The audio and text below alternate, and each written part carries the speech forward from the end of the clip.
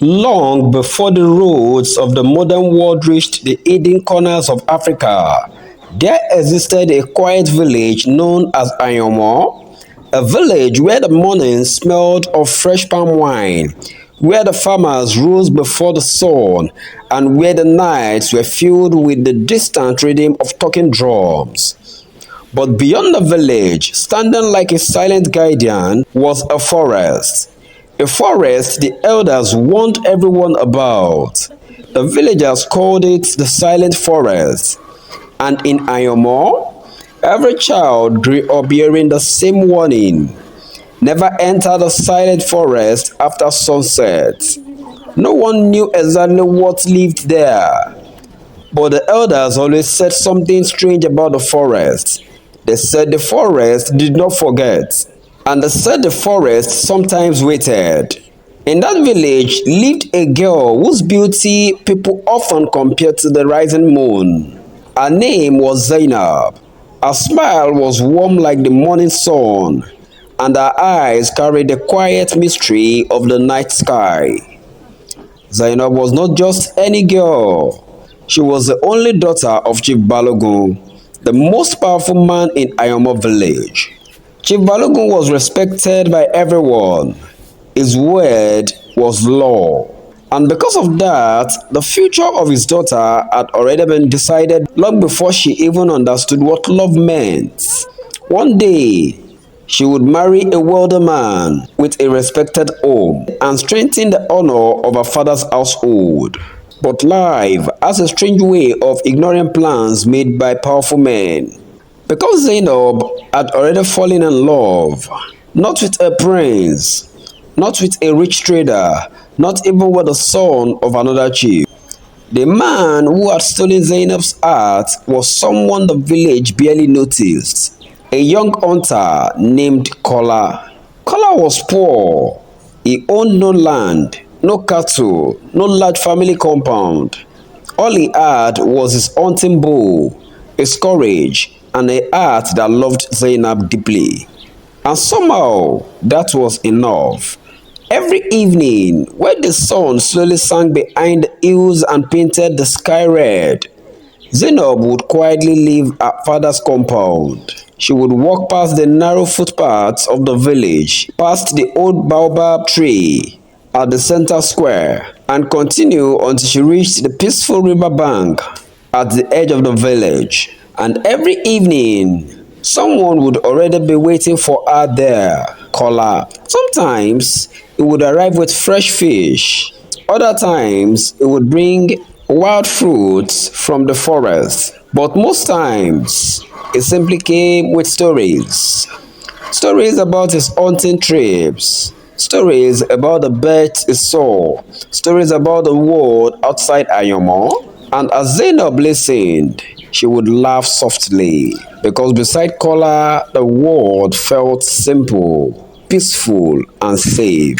But love, no matter how beautiful, cannot always hide forever. One evening, as the wind gently moved across the river, Kola looked at Zainab with worry in his eyes. He held her hands and spoke quietly. "My love, your father will never allow this marriage." Zainab looked at him and smiled, not a sad smile, but a brave one. She squeezed his hands gently and replied, "Then we will prove to him that love is stronger than pride." Kola laughed softly, but deep inside, he was afraid, because Chief Balogun had already chosen a husband for his daughter.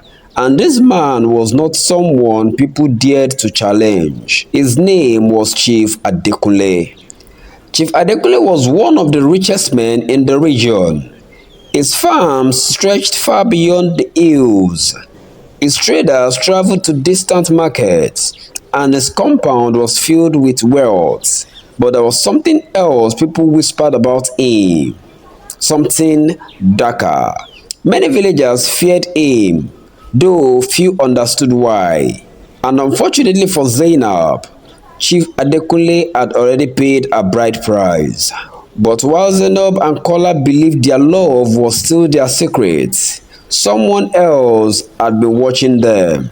an old woman, a woman the villagers both respected and feared.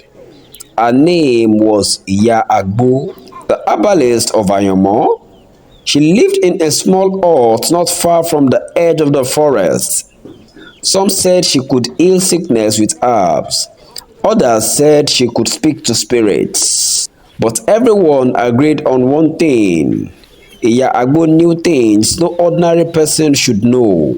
And on that evening, she had seen everything. She watched the lovers quietly from behind a tree. Then she shook her head slowly and whispered to herself, "This love will wake the forest." Her eyes turned towards the dark trees behind her. And when the forest wakes, someone must pay. 3 days later, the entire village gathered in Chief Balogun's compound. Drums were beating loudly, palm wine flowed freely, and the atmosphere was filled with celebration. But Zainab stood quietly among the crowd, her heart beating faster with every passing moment. Then her father stepped forward. The drums slowly stopped. The crowd became silent. And with a proud voice, Chief Balogun made the announcement.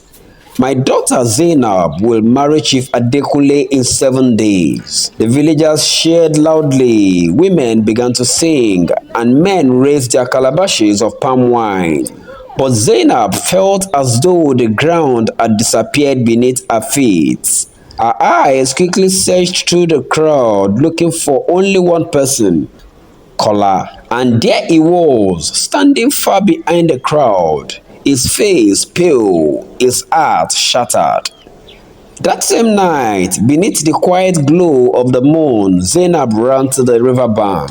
Kola was already there. She was crying. "My father will force this marriage," she said between tears. Kola looked at the dark forest behind them. Then he said something that had never been spoken so boldly before. "Then let us leave this village." Zainab stared at him. "Let us run away?" The idea was dangerous. Running away meant abandoning her family, her home, everything she had ever known. But love sometimes demands impossible choices. After a long silence, Zainab nodded. They would escape. They would leave Ayomo forever, and the only path out of the village passed through the silent forest. That very night, they packed the few things they could carry and quietly began their journey towards the dark trees. But as they approached the forest entrance, a voice suddenly stopped them. "Children!" They turned around. Standing behind them was Iyagbo. Her eyes looked strange beneath the moonlight. She walked slowly towards them. Then she spoke again. "Do not enter the silent forest." Kola frowned. "Why?" The old man looked towards the forest and then back at them. A slow, unsettling smile appeared on her face. "Because the forest takes lovers." But Kola and Zainab had already made their decision. Without another word, they turned away and walked into the forest. As their figures disappeared into the darkness, Iyagbo remained standing at the edge of the trees. Then slowly she began to laugh. A quiet, airy laugh that echoed in the night air. Finally, she whispered softly, "The forest has been waiting for another bride." Deep inside the forest, the wind suddenly began to move through the trees. And somewhere, far in the darkness, a woman's voice whispered gently, "Welcome, Zainab." And just like that, the silent forest closed behind them. The night swallowed them almost immediately. The moment Zainab and Kola stepped into the silent forest, the world behind them seemed to disappear. The cheerful noise of Ayomo village faded away. The sound of drums, the laughter of villagers, even the distant barking of dogs, all vanished. What replaced them was something far more unsettling: silence. Not the peaceful silence of night, but a deep, watchful silence, the kind that makes the back of your neck grow cold. Collar tightened his grip on the bow slung over his shoulder. He had hunted animals in forests before, but something about this place felt different. The air was thicker, the trees were taller, their branches twisted together like old fingers trying to block the moonlight. Even the wind seemed afraid to pass through them. Behind him, Zainab walked carefully, her eyes moving from one shadow to another. Are you sure this is the right path? She asked quietly. Kola nodded. This forest leads beyond the hills. If we walk until morning, we will be far away from Ayomo. Zainab wanted to believe him, but the deeper they walked, the stranger the forest became. The first thing Kola noticed was the absence of sound.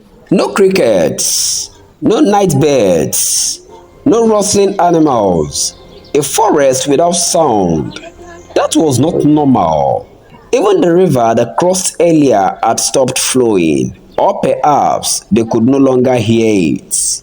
They continued walking. Minutes passed, then an hour, then another, but something strange began to happen. Kola suddenly stopped walking. Zainab nearly bumped into him. What is it? She whispered. Kola looked around slowly. His eyes narrowed. I think we have been here before. Zainab frowned. That is impossible. But then she noticed it too. There, in front of them, stood a massive tree. Its trunk was twisted into an unusual shape, like a bent arm, and carved into the bark was a deep scar from Kola's hunting knife. He had marked it earlier to remember their paths. But if they had walked forward all this time, why were they back at the same tree? A cold wind suddenly moved through the forest. Zainab wrapped her arms around herself. Kola, I think the forest is playing with us. Kola tried to laugh, but the sound that came out was weak. Forests do not play games, he said. But even as he spoke, doubt crept into his mind, because the elders had always said something strange about this forest. They said, the forest remembers. Suddenly, a sound broke the silence. A whisper, soft, almost too soft to hear. Zainab froze. Kola, did you hear that? Kola listened carefully. Nothing.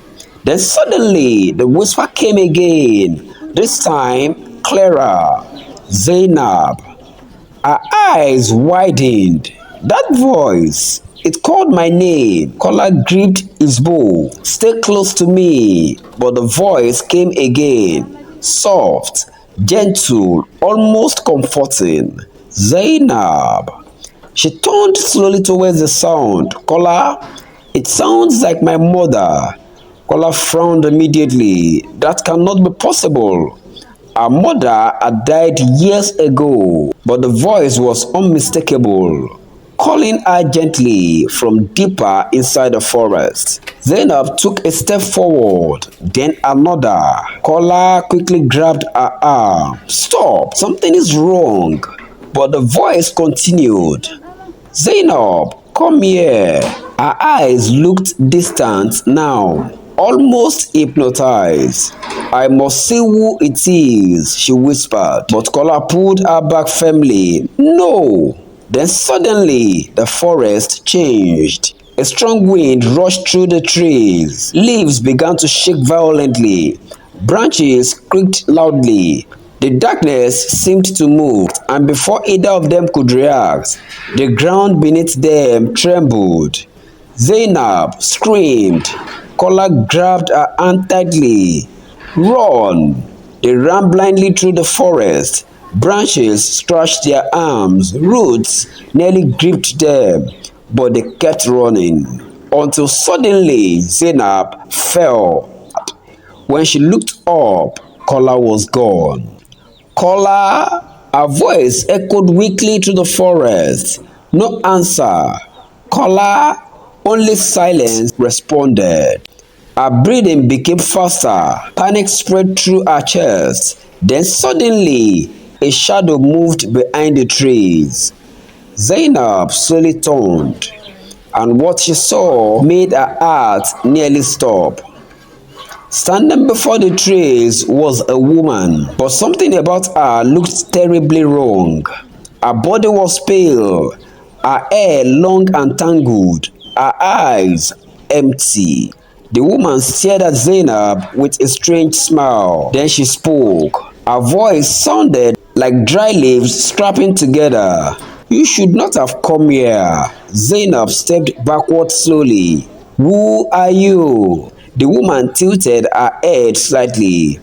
Then she answered, I was once like you. Zainab's voice trembled. What do you mean? The woman took a slow step forward. Her feet barely touched the ground. I was the forest bride. Zainab's blood ran cold. What are you talking about?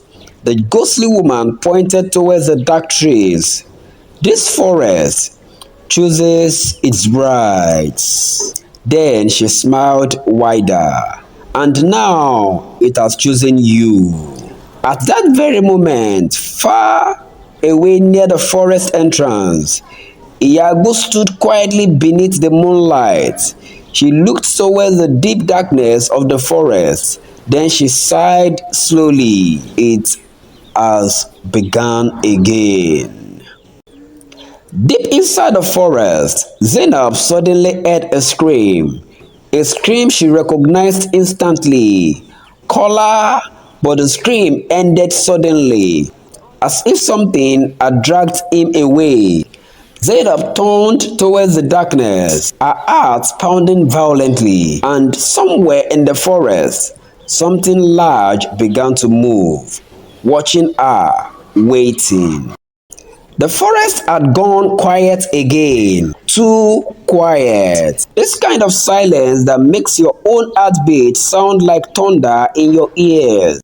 Zainab stood frozen between the towering trees, her chest rising and falling rapidly as fear crawled through every part of her body. Just moments ago, she had seen something impossible. A woman, not quite alive, not quite dead. The ghostly woman had spoken words that still echoed inside her mind. This forest chooses its brides. Zainab slowly shook her head, trying to convince herself that none of it was real. But deep inside her heart, she knew something terrible had happened.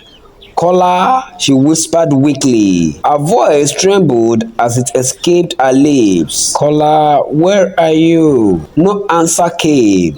Only the soft movement of mist weaving through the ancient trees. Zainab swallowed nervously. She took one careful step forward, then another. The ground beneath her feet felt cold and damp, and everywhere she looked, the forest seemed to be watching. Suddenly, a cold wind passed through the trees again. Zainab stopped walking immediately. She could feel it, the same strange presence. Then slowly, the mist ahead of her began to move. The ghostly woman stepped forward again. A pale figure emerged between two ancient trees. Her long tangled hair moved slightly in the wind. Her eyes empty and distant. Zainab's legs trembled. You, she said quietly. You said the forest chooses brides. The spirit tilted her head slowly. Yes. Zainab gathered what little courage she had left. What do you mean? For a long moment, the ghost simply stared at her. Then finally, she spoke. Her voice sounded like dry leaves dragging across the ground. Long before your village was built, this forest already existed. Zainab listened carefully, her heart pounding louder with every word. The forest is alive, the ghost continued. It watches, it remembers, and every generation it demands a bride. Zainab shook her head. That cannot be true. But the ghost only smiled sadly. You think you are the first girl to walk this path? She raised her thin hand slowly and pointed towards the darkness behind her. Come! Zainab hesitated. Every instinct inside her told her to run, but the thought of finding color pushed her forward. Slowly, carefully, she followed the ghost deeper into the forest. After several minutes of walking, the trees suddenly opened into a strange clearing. The moonlight fell softly onto the ground, and what Zainab saw there made her heart nearly stop. Stones, dozens of them, large, rough stones arranged in a circle. Each stone had a name carved into it. Zainab stepped closer. Her hands began to shake. These are graves. The ghost nodded. Yes. Zainab looked at the names carved into the stones. Some looked old, very old. Others looked newer. She slowly read one of them. Amina. Another stone, Folake. Another, Alima. Her voice trembled. These are women. The ghost stepped closer. They were all chosen. Zainab's eyes widened. Chosen by the forest? The ghost nodded again. Just like you. Zainab turned towards her. Who are you? For the first time, the ghost's expression changed. A deep sadness filled her empty eyes. My name was Aduni. Zainab repeated the name softly. Aduni? I came here 40 years ago.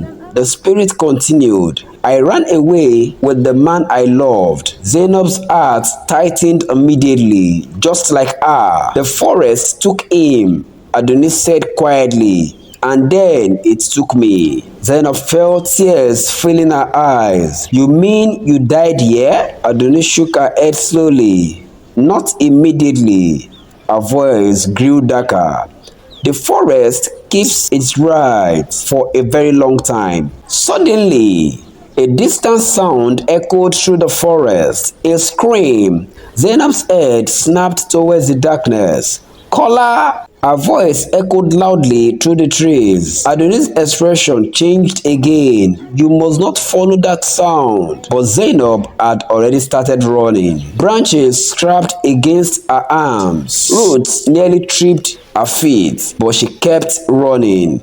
Kola! She screamed again, closer this time, and filled with terror. Far away, near the entrance of the forest, Iago sat beside a small fire. Her old eyes stared into the flames quietly. Then a young boy from the village approached her nervously. Mama Agbo is said softly. The chief is looking for his daughter. The old woman sighed slowly. Without looking up, she said, she has already been given to the forest. The boy looked confused. But why? For a long moment, the old woman said nothing. Then finally she spoke. Because the forest protects the village. The boy frowned. What do you mean? Iago finally lifted her eyes. Long ago, the forest made a promise with our ancestors. A bride every generation in exchange for peace. The boy's eyes widened. You mean the village sacrifices them? Iago did not answer, but the silence said everything. Deep inside the forest, Zainab suddenly burst into another clearing. Her breath stopped immediately. Standing in the center of the clearing was Kola, but something was wrong. Her body was completely still. His eyes looked empty, and dark roots had begun to grow slowly around his feet, like the forest itself was claiming him. Kola, Zainab whispered in horror. Then his head slowly lifted, but the voice that came from his mouth was not his. Leave, it said. or become the next bride. And at their center, a figure hovered, pale and glowing. Aduni, her eyes, empty yet piercing, looked unto Zainab, and in a voice that seemed to echo from everywhere and nowhere, she spoke. You are not here by accident. This forest chooses its brides. Zainab's heart pounded. Why me? Why Kola?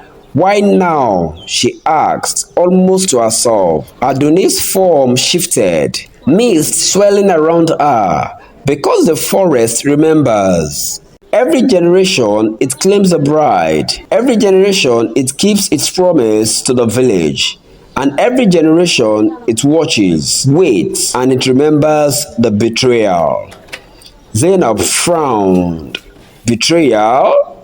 A cold wind blew through the clearing. The mist twisted, forming shapes, women, children, all staring silent and spectral. The forest chooses, but humans make deals, deals they will always regret. Far at the edge of the clearing, a figure watched, Iyagbo, the village herbalist, the woman who had always seemed wise and kind, holding a staff and whispering to the forest. But now Zainab understood. She had been part of the forest pact all along. Zainab whispered, she brought us here. Iyagbo's eyes glinted in the firelight that flickered from a small nearby camp. Her lips moved, and the wind seemed to carry her words, though Zainab could not hear them. The realization struck her with the force of a crashing tree. The forest had never been random. The path they had taken, the dangers, the whispers, the disappearances, all guided, all intended, and the woman they trusted had betrayed them. Zainab spun, desperate to find Kola. There he was, in the center of the glowing road, struggling against them, his muscles strained, his bow lying useless at his side, the roots wrapping tighter with every movement. Kola! Zainab cried, rushing forward, but the roots moved faster than she could, twisting around his legs, climbing up his arms, wrapping him in their luminous grip. Her hands shook as she tried to pull at the roots, but they burned her fingers with a cold, unnatural fire. And then his eyes, empty, possessed. A dark glow creeping into the irises she had loved so dearly. You cannot save him, Adonis said softly, her voice carrying both sorrow and warning. Zainab knew she had to act. She remembered the necklace, the one that had glowed faintly when she first entered the forest. She clutched it tightly, feeling its pulse, its faint warmth, and spoke aloud.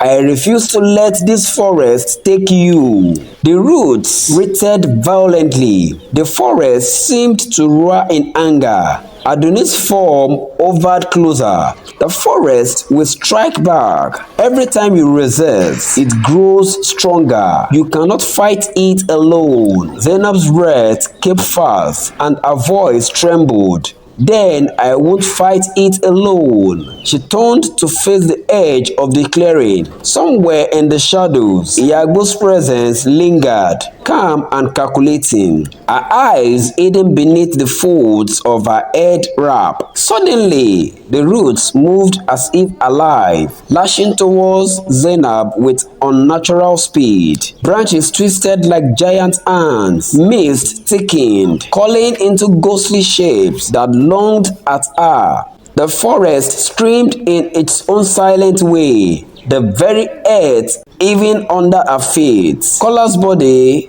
twitched, his face half possessed, half human. He looked at Zainab, but it was no longer him speaking when he raised his head. Leave or become the next bride, the voice eased, dark and hollow. Zainab froze.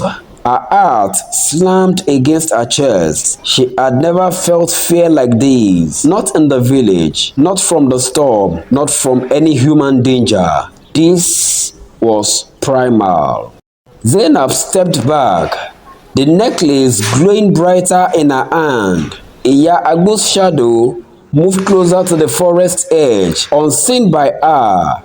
Aduni floated silently, eyes sad, whispering. The forest chooses, and the village obeys. And in the center of the clearing, Kola struggled, half trapped, half possessed, the luminous roots wrapping him like a cage of a living wood. Zainab's breath eased as she realized the forest had already begun taking her choice from her. And nothing, not love, not courage, not trust, could save them if she made the wrong move. Every twisted tree, every rotting root, every calling maze moved with purpose, as if it were alive, aware and angry. Zainab's chest heaved, her hands gripped the glowing necklace tightly, its warmth pulsing like a heartbeat against her skin. She could hear Kola's shallow breaths, trapped in the glowing roots that coiled around him like serpents. You cannot fight it. Adoni's voice echoed softly through the mist. Every movement, every resistance only strengthens the forest. Zainab shook her head, her eyes fierce. I don't care. I will not let it take him. Not him, not anyone. The ground trembled beneath her feet. A low, deep hum rose from the roots themselves, like the groaning of 1,000 souls. Then she saw it, a dark shape larger than any tree, with limbs that twisted like roots but moved like living arms. Its eyes, glowing embers of orange and red, fixed on Zainab and Kola. The forest, she whispered, it's the spirit. Aduni floated closer, her form shimmering. This is the one who chooses the bride. This is the heart of the forest. The spirit spoke without words. Its movement alone, the sway of its limbs and the calling maze sent a message clear to the soul. Obey or be claimed. Kola twisted violently, trying to pull free. The roots dug deeper, glowing brighter with each movement. His eyes flickered between clarity and darkness. Zainab ran to him, desperate. Kola, fight it! Fight it! Fight it with me! The forest reacted instantly. Roots lashed towards her, branches swung low, and the mist thickened, forming shapes, faces of brides long lost, whispering and mourning. Zainab could barely hear her own heartbeat. The forest wanted fear. It thrived on it. Zainab clutched the necklace and felt its pulse intensify. The warmth spread through her arms into her chest. It was not just a necklace, it was a promise, a protection, a weapon against the forest's ancient power. I will not be a bride, she screamed, raising the necklace high. A bright beam of light shot outward, cutting through the maze, striking the roots that held Kola. The roots eased and recoiled. The faces of the lost brides twisted in fury, whispering louder. Aduni gasped softly. It has been long, very long since anyone dared resist like this. Suddenly, from the edge of the clearing, Iya Agbo appeared. Her eyes glinted with a mixture of fear and pride. You dare defy the forest? She is. You do not understand. It protects the village. It demands its right. This is not rebellion. It is survival. Zainab turned, fury in her eyes. No. You've been betraying us. You've been helping the forest claim lives for your pact. The old herbalist hand tightened around her staff. It is not betrayal, child. It is balance. Without the forest, the village dies. But I see you are different. The forest spirit shifted as if acknowledging Zainab's defiance. The mist thickened, roots writhed, and the glowing faces of the lost bride circled closer. Zainab's mind raced. She could feel the forest pulling at her very soul. Kola's life, the forest rots, the ghost of every bride before her, all pressed down on her. She spoke aloud, her voice steady despite fear. I will not obey the forest. I will not be its bride. Kola will not be its prisoner. And Iyagbo, you will not betray him either. The necklace flared brightly. The forest recoiled. Roots pulled back slightly. Mist parted, and a deep rumble echoed through the trees. Aduni floated closer. You may survive if you are brave enough. But know this, the forest is cunning. It does not forget, it does not forgive, and it does not release what it desires willingly. Kola fell to his knees, freed partially from the roots but still trembling. Zainab supported him, her eyes scanning the forest for any sign of attack. Then a low growl came from the darkness. A new shape, larger, more terrifying than before, began to move through the maze. The forest was not done. And from the shadows, Iyagbo's lips curled in a grim smile. You've only begun to fight, child. Only begun. The mist swelled violently. The lost bride's whispers grew louder, almost deafening. Zainab knew that the true test was yet to come. It pulsed beneath the soil, stretched through the trees, and moved with a consciousness older than any living thing Zainab had ever known. Every root, every branch, every call of me seemed to hum with anticipation. Zainab and Kola stepped cautiously into the deep clearing. The necklace glow cutting through the thick fog. The roots underfoot writhed, twisting slowly as though alive, while faint blue and green lights danced across the forest floor. Stay close, Kola whispered, his hand hovering over his bow, but the forest had ears and eyes. From the mist, a familiar shape appeared. Aduni? The ghost bride floated above the glowing roots, her pale skin illuminating the fog around her. You are near the heart, Adoni said, her voice soft yet filled with warning. The forest will test you, and it does not forgive hesitation. Zainab's hands tightened around the necklace. We've come thus far. We will not be stopped now, she said, her voice trembling but firm. Suddenly, the ground beneath them shivered. Roots rose like serpents from the earth, twisting towards them with unnatural speed. The forest itself was alive and it was angry. Kola leaped back, barely dodging a lash of glowing roots. It is stronger than ever, he muttered, straining against the roots still holding him. Zainab raised the necklace high. A beam of pure light shot outward, cutting through the maze. The roots recoiled, hissing like burning snakes, but the forest shadow, immense, towering and dark, loomed above them.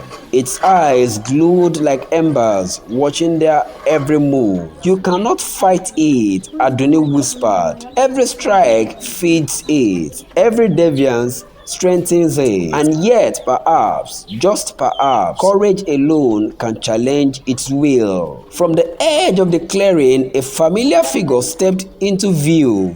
Iyagbo, the village herbalist, staff in hand, symbols faintly glowing along its length. Her eyes were sharp, unwavering, but there was a tension in her stance. You dare defy the forest? She eased. The forest preserves the village. Every bride it claims, every life it touches is for survival.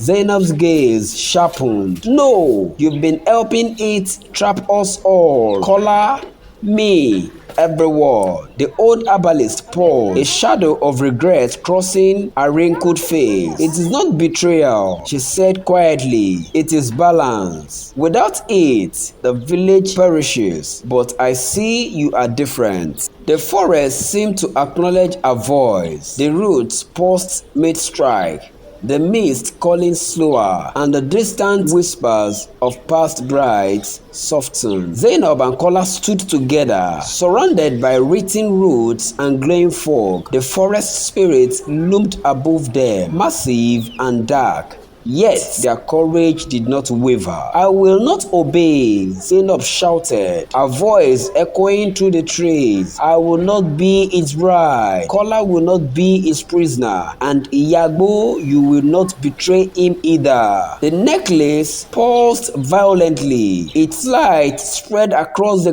clearing, illuminating every shadow.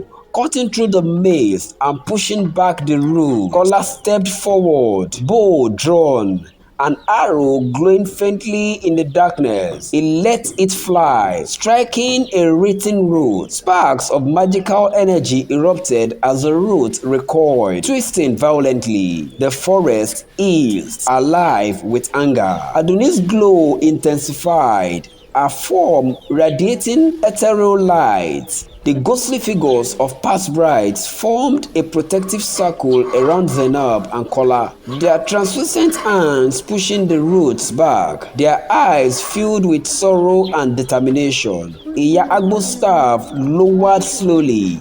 The glowing symbols dimmed. Her eyes softened as she stepped back, the forest responding to a retreat. For the first time, the power of the forest was not absolute. "You are brave," she murmured, her voice almost lost in the wind. "Brave enough to make your own fate." Zainab's chest heaved as she looked at Kola. He was still tense, his muscles straining, but the immediate danger had eased. The roots had partially retracted, the mist calling more gently, and the whispers of the lost brides had softened. For the first time since entering the forest, Zainab and Kola could breathe. They stood together, side by side, in the center of the clearing. The necklace light bathed them in a warm glow. The shadows of the forest now less threatening. Aduni hovered nearby, fading slightly into the maze. This victory is only the beginning. The forest does not forgive easily. The heart is still beating. It watches and waits. Zainab looked up at the canopy. The twisted branches no longer seemed quite as menacing. Yet she could feel the forest pulse in every root, every leaf. Kola tightened his grip on his bow. "We've survived this, but I feel it's not over." From the shadows, roots began to stir again, forming subtle, glowing shapes resembling warning. The mist thickened at the forest edge, calling with intent. Zainab's heart sank as she realized the forest had been testing them, preparing them, and the true challenge was yet to come. The forest had grown quiet, too quiet. The mist no longer drifted lazily between the ancient trees. Instead, it moved with intention, calling slowly around the clearing as though the forest itself were breathing, waiting. Zainab felt it in her bones. The necklace around her neck pulsed gently, its warmth spreading through her chest like a warning. Something was coming. Beside her, Kola tightened his grip on his bow. His eyes scanned the shadows between the trees. "You feel it too, don't you?" he whispered. Zainab nodded slowly. "The forest isn't finished with us." Deep beneath the ground, a low rumble began to rise. The roots that had once retreated now trembled violently, twisting and coiling like restless serpents beneath the soil. The mist thickened until the clearing was swallowed by pale white fog. And then it appeared, the forest spirit. But this time, it was no longer just a shadow in the darkness. It rose from the earth itself, towering above the trees. Its body formed from ancient roots, twisted branches, and dark vines that pulsed with eerie light. Its eyes burned like glowing embers in the night. The air grew cold. The ground trembled beneath its weight, and every whisper of the forest suddenly fell silent. The spirit did not speak with words. Instead, its presence filled the clearing with a deep echo that resonated inside the minds of everyone present. A voice older than the earth itself. Bride has returned. Zainab's heart pounded. I am not your bride, she shouted, her voice shaking but determined. The spirit moved closer, its roots dragging slowly across the ground. All who enter the earth must choose to belong or to be consumed. The ground split open around them. Roots burst upward, forming a massive circle that trapped Zainab and Kola at the center. Kola stepped forward. He raised his bow, his eyes fixed on the monstrous spirit towering above them. I will not let you take her, he said firmly. The forest responded instantly. Roots shot towards him like whips. Kola fired an arrow. The glowing arrow struck the roots, scattering sparks of mystical energy across the clearing, but the spirit barely reacted. The roots tightened around Kola's legs, pulling him to his knee. Kola, Zainab screamed. Suddenly, the mist teared violently. A soft glowing appeared behind Zainab. Adonai?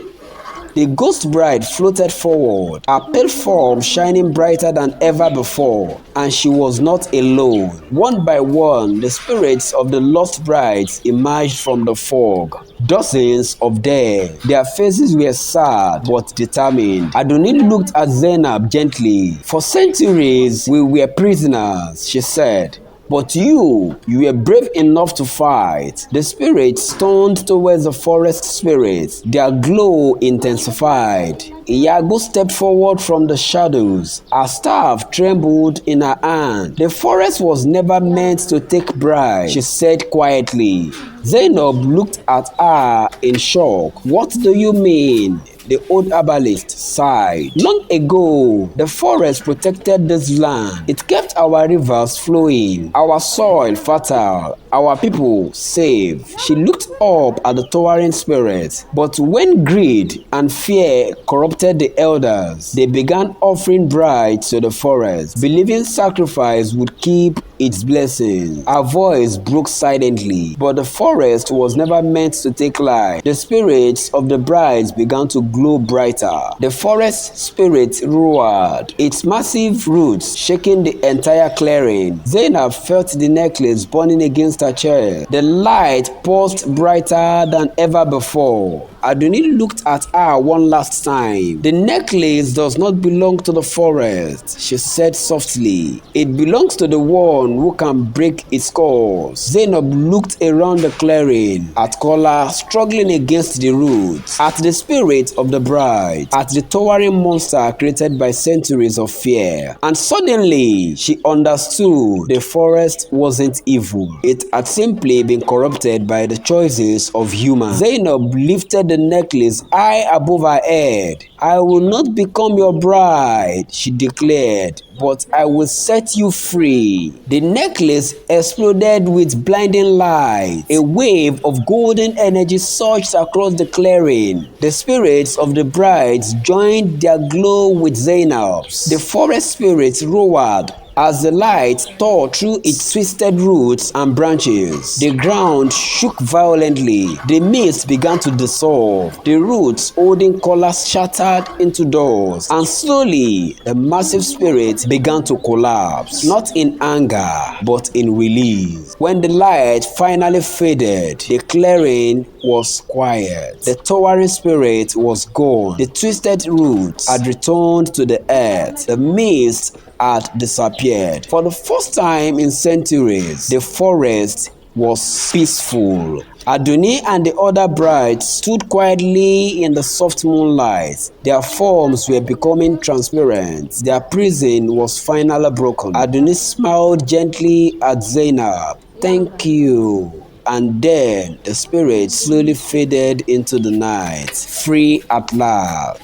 Days later, the village gathered at the edge of the forest. The elders stood in silence as Zainab and Kola approached. The once dark forest now looked calm and alive. Birds sang between the branches. Sunlight touched the ground where the mist once ruled. Iyagu stepped forward. "The cause is gone," she said softly, "but the forest still lives." She looked at Zainab carefully, and it has chosen a new guardian. Zainab's heart skipped. "What do you mean?" The necklace around her neck glowed softly once more. Not as a weapon, but as a bond. Kola looked at her with a small smile. "You didn't become its bride," he said. "You became its protector." Zainab turned towards the forest. For the first time, it no longer felt like a prison. It felt like a home. And so, the forest that once demanded brides now had a guardian. The spirits of the lost brides were finally free. The village learned the price of fear and the power of courage. And Zainab, the girl who refused to become a bride of the forest, became something far greater. The one who broke its curse and the one who would protect it forever.